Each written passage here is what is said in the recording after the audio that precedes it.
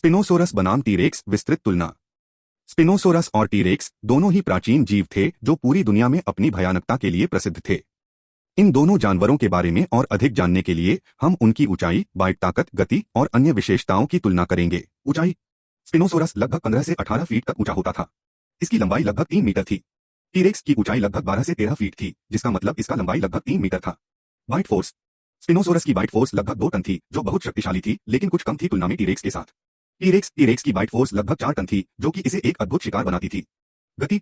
स्पिनोसोरस थोड़ी धीमी गति वाला था और इसकी गति लगभग 11 मील घंटा थी। टीरेक्स के पास अधिक गति थी, जिसकी गति लगभग 20 से 25 मील घंटा थी।